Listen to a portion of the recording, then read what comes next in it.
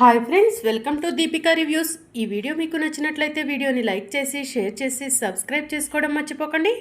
నువ్వు చేసిన మోసం బయటపడిన తర్వాత కూడా నా గుండెల్లో నీ పైన ప్రేమ ఉంది అని సిద్ధు అంటూ ఉంటాడు. నీ గుండెల్లో నా పైన ప్రేమ ఉందా అని సిద్ధు అడుగుతూ ఉంటే తులసి ఏడుస్తూ ఉంటుంది. అసలు నీకు ప్రేమ విలువ తెలిస్తే కదా, నీవు నన్ను ప్రేమిస్తే కదా నా బాధ ఏంటో నీకు అర్థం అవ్వటానికి. నువ్వొక రాతి బొమ్మవి, చలనం లేని మనిషివి, ఒక బండరాయివి అని సిద్ధు కోపంగా అంటూ ఉంటాడు. నువ్వు ఆ కనిష్క చెప్పిన విధంగా నా వెనుక ఉన్న బ్యాక్గ్రౌండ్ని కోరుకుంటున్నావే కానీ నన్నుగా కోరుకోవట్లేదు. అందుకే నేను ఎంతో ప్రేమగా నీ దగ్గరకు వస్తే నన్ను కాదని దూరం పెడుతున్నావు. నన్ను ఎన్నోసార్లు కోప్పడ్డావు, అసహించుకున్నావు. కానీ నీ పైన నాకు ప్రేమ ఉండబట్టే నువ్వు నన్ను కోప్పడ్డా అసహించుకున్నా నిన్ను మాత్రం నేను ప్రేమగానే చూస్తున్నాను. కానీ నీ మనసులో నా పైన ప్రేమ లేదు కాబట్టే నన్ను చూస్తే అసహ్యం, ద్వేషం ఇవన్నీ వస్తున్నాయి, దూరం పెడుతున్నావు. చిచి, నేను మనసున్న మహారాణిని ప్రేమించా అనుకున్నాను. ఆస్తులు అంతస్తులు లేకపోయినా గొప్ప మనసున్న భార్య నాకు భాగస్వామిగా వచ్చిందనుకున్నాను. నీ దుర్మార్గం ఏంటో, నీ చెడు బుద్ధేంటో ఇప్పుడే అర్థమైంది. నీకు ఇష్టం లేకుండా నీ మెడలో తాళి కట్టి నా ఇంటికి భార్యగా, ఈ ఇంటికి కోడలిగా నిన్ను తీసుకొచ్చాను కాబట్టి నిన్ను ఏమీ చెయ్యలేక వదిలిపెడుతున్నాను. లేదంటే నువ్వు చేసిన పనికి నిన్ను ఎప్పుడో ఇంట్లో నుంచి బయటకు పంపించేవాణ్ణి అని చెప్పి సిద్ధు కోపంగా అంటూ ఉంటాడు. ఏమండి, ఈ మాటలన్నీ నిజంగా మీ మనసులో నుంచి వస్తున్నాయా అని తులసి అడుగుతూ ఉంటుంది. అవును, నా మనసులో నుంచే వస్తున్నాయి. నా మనసులో ఇక మీదట తులసి అనే పేరుకి స్థానం ఉండదు. ప్రేమించి పిచ్చివాణ్ణైపోయాను. ఇంత మోసం చేస్తావనుకోలేదు, ఇంత ద్రోహం చేస్తావనుకోలేదు. నువ్వు చేసిన తప్పుకు ఆ దేవుడు తప్పకుండా నీకు శిక్ష విధిస్తాడు. నువ్వు చేసింది తప్పని నీకు అర్థమైతే నా కళ్ళ ముందు ఇంకా ఉండకు. ఈ రోజు నుంచి నీకు నాకు ఎలాంటి సంబంధం లేదు. ఈ ఇంట్లో నువ్వు ఉన్నా కూడా నా దృష్టిలో నువ్వు ఈ ఇంట్లో లేనట్టే అని సిద్ధు చెప్తూ ఉంటాడు. నువ్వు నిజంగా మనిషివైతే, నీకు చీము నెత్తురు అనేవి ఉంటే నన్ను వదిలి శాశ్వతంగా వెళ్ళిపో.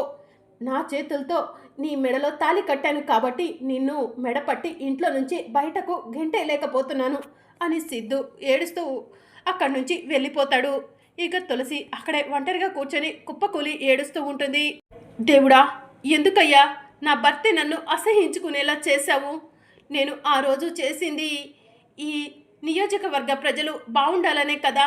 మావయ్యకు ఎమ్మెల్యే సీట్ ఇస్తే ఎన్నో అరాచకాలు జరిగిపోతాయి. అందుకే కదా అత్తయ్యకు ఎమ్మెల్యే సీటు వచ్చేలా చేశాను. ఆయన నన్ను అపార్థం చేసుకున్నారు, అసహించుకున్నారు. ఆయన నోటితో ఆయనే నన్ను ఇంట్లో నుంచి వెళ్ళిపోమనే స్థాయికి తీసుకొచ్చుకున్నాను. ఎందుకు ఇలాంటి బ్రతుకు నాకు ఎందుకు ఇచ్చావు? దీనికన్నా చావటం మేలు అని తులసి మనసులో అనుకుంటూ ఏడుస్తూ ఉంటుంది.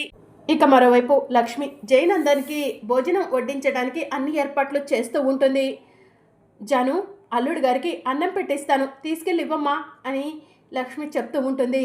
అమ్మా, నేను ఆయనకు వడ్డిస్తాను, మీరు వెళ్ళి పడుకోండమ్మా అని జాను చెప్తూ ఉంటుంది. జాను, నువ్వేనా ఈ మాట అంటుంది అని లక్ష్మి అడుగుతూ ఉంటుంది. ఆయనలో మార్పు మొదలైంది. నాకు ఇంతకు మించి ఏం కావాలమ్మా అని జాను అంటూ ఉంటుంది. మీ ఇద్దరు ఇలా కలిసి ఉండటమే నాకు కూడా కావాలి జాను అని చెప్పి లక్ష్మి చెప్తూ ఉంటుంది. ఏమండి, పదండి వెళ్దాం, జాను అల్లుడి గారికి వడ్డిస్తుందంట్లే అని చెప్పి లక్ష్మి శ్రీనివాసరావుని తీసుకుని అక్కడి నుంచి వెళ్ళిపోతుంది. ఇక జయనందన్ కాళ్ళు చేతులు కడుక్కొని రాగానే జాను జయనందన్కి దగ్గరుండి వడ్డిస్తూ ఉంటుంది. జాను, రోజు అత్తయ్య గారు కదా నాకు వడ్డించేది, ఈరోజు నువ్వు వడ్డిస్తున్నావేంటి అని జయనందన్ అంటూ ఉంటాడు. మీలో మార్పు కనపడింది. ఆ మార్పు కోసమే నేను ఇన్ని రోజులుగా ఎదురు చూశాను. మీలో మార్పు వచ్చిన తర్వాత నేను మాత్రం కఠినంగా ఎలా ఉంటాను జైసార్ అని జాను అంటూ ఉంటుంది. అంటే నువ్వు నాతో రావటానికి ఒప్పుకున్నావా జాను అని జయనందన్ అంటూ ఉంటాడు. అవునండి, నాకు మీతో రావటానికి ఇష్టమే అని జాను చెప్తూ ఉంటుంది. కానీ మీరు నాకు ఒక మాట ఇవ్వాలి అని జాను అంటుంది. ఏంటి జాను అని జయనందన్ అడుగుతూ ఉంటాడు. ఎవరిపైనా కోప్పడకూడదు. ఇంటికి పాలవాడు, పేపర్ వాడు అందరూ కూడా రావాలి. ఎవరి పట్లైనా దురుసుగా ప్రవర్తించారని కానీ, ఎవరిపైనైనా కోప్పడ్డారని తెలిసినా కానీ నేను ఈసారి మీకు శాశ్వతంగా దూరం అయిపోతాను సార్ అని జాను చెప్తూ ఉంటుంది.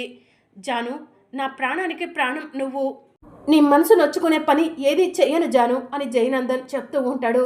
Thank you sir, thank you so much అని జాను అంటూ ఉంటుంది. ఇక దాంతో జయనందన్ జానుని హగ్ చేసుకుంటాడు. ఈ రోజు కోసమే నేను ఇంత కష్టపడింది అని జయనందన్ అంటూ ఉంటే, అంటే మీరు మారలేదా సార్ అని జాను అంటూ ఉంటుంది.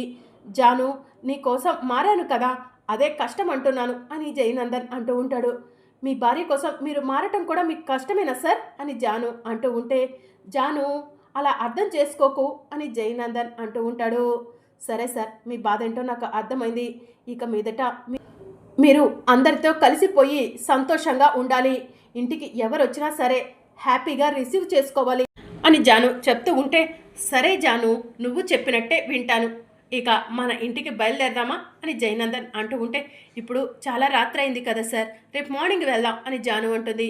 సరే జాను, నీ ఇష్టమే నా ఇష్టం అని జయనందన్ చెప్తూ ఉంటాడు. ఇక మరోవైపు సిద్ధు తాగిన మైకంలో బాగా నిద్రపోతూ ఉంటాడు. తులసి సిద్ధు కాళ్ళ దగ్గర కూర్చొని, ఏమండి, నేను తప్పు చేశానని మీరు అనుకుంటున్నారు, కానీ నేను తప్పు చేయలేదండి. అందరూ బాగుండాలనే ఆలోచించాను. మన కుటుంబానికి చెడ్డ పేరు రాకూడదని ఆలోచించాను. ఇంతకు మించి నేను చేసిన తప్పేది లేదండి అని తులసి ఏడుస్తూ ఉంటుంది. మీరు నా పైన కోపంతో నా మొహం చూడటానికి కూడా ఇష్టపడట్లేదు, నన్ను అసహ్యించుకుంటున్నారు. మీకు ఇష్టం లేని పని ఏది చెయ్యనండి. మీకు నేను మీ జీవితంలో ఉండటం ఇష్టం లేదు కదండి, అందుకే మీ జీవితం నుంచి నేను శాశ్వతంగా వెళ్ళిపోతున్నానండి అని తులసి ఏడుస్తూ ఉంటుంది. ఇక మీదట ఈ తులసి మీకు కనిపించదు. మీకు నేను కనిపించి మిమ్మల్ని బాధ పెట్టనండి. మీ సంతోషం కోరుకునేదానిగా మీ జీవితంలో నుంచి శాశ్వతంగా వెళ్ళిపోతున్నానండి అని తులసి మనసులో అనుకుంటూ ఖుషీని తీసుకొని అక్కడి నుంచి వెళ్ళిపోతూ ఉంటుంది. బసవరాజు, నీలాంబరి కిటికీలో నుంచి తులసి వెళ్ళటం చూస్తూ ఉంటారు. ఒరే బసవ, ఈ సమయంలో ఆ తులసి ఆ పిల్లనెత్తుకొని ఎక్కడికి పోతుందిరా అని అడుగుతూ ఉంటుంది. అమ్మ, సిద్ధుగడు మన ముందు బయటపడలేదు, కానీ సిద్ధుగడికి ఆ తులసిపై అనుమానం వచ్చినట్టుంది. ఆ తులసిని ఇంట్లోకి తీసుకెళ్లి చివాట్లు పెట్టినట్టున్నాడు. అందుకే ఆ తులసి శాశ్వతంగా ఇంటి నుంచి వెళ్ళిపోతున్నట్టుందమ్మా అని బసవరాజు అంటూ ఉంటాడు. అదే నిజమంటావా బసవ అని నీలాంబరి అడుగుతూ ఉంటుంది. అవును, అదే నిజం అయి ఉంటుంది. లేకపోతే ఆ తులసి ఇంత రాత్రి సమయంలో ఎక్కడికి వెళ్తుందమ్మా అని బసవరాజు అంటాడు. అదే గనక నిజమైతే మన ఇంటికి పట్టిన దరిద్రం వదిలిపోతుంది బసవ అని నీలాంబరి చెప్తూ ఉంటుంది. ఇక మార్నింగ్ అవుతుంది. సిద్ధు నిద్ర లేస్తాడు, కిందికి వెళ్తాడు. తులసి కనిపించకపోయేసరికి తులసి ఎక్కడికి వెళ్ళుంటుంది? రాత్రి నేను అన్న మాటలకు నాకు కనిపించకుండా ఎక్కడైనా ఉండుంటుందా? సరేలే, 2 రోజులు కోపంగా ఉంటే ఈసారి ఎప్పుడు కూడా ఇలాంటి తప్పులు చేయకుండా ఉంటుంది అని సిద్ధు మనసులో అనుకొని తన రూమ్కి వెళ్ళి ఫ్రెష్ అవుతాడు. బట్టల కోసం కబోర్డు తీస్తాడు. కబోర్డులో నుంచి ఒక బుక్ బయటపడుతుంది. బుక్కును ఓపెన్ చేసి ఇదేం బుక్కు అని చదువుతూ ఉంటాడు. అందులో తులసి రాసుకున్న మాటలన్నీ కూడా కనిపిస్తూ ఉంటాయి. ఈ డైరీలో నా భర్త గురించే నేను రాస్తున్నాను. నా భర్త అంటే నాకు ప్రాణం. ఆయన నన్ను ప్రేమించారని అనుకుంటున్నారు, కానీ నేనే ఆయన్ని ప్రేమించాను. కానీ ఈ విషయం నా మనసులోనే ఉంచుకున్నాను. ఆయన నాకు దేవుడితో సమానం. ఇంట్లో నన్ను ఎవరు ఎన్ని మాటలన్నా కూడా నాకు అండగా నిల్చున్నారు. నేను నా భర్త దగ్గర ఎలాంటి నిజాన్ని దాచిపెట్టలేదు. ఆయన దగ్గర ఒకే ఒక అబద్ధం ఆడాను. మా మామయ్యకు ఎమ్మెల్యే సీట్ రాకుండా అడ్డుకుంది నేనేనని ఆయనకు తెలిస్తే ఆయన ఎలా రియాక్ట్ అవుతారో అనుకున్నాను.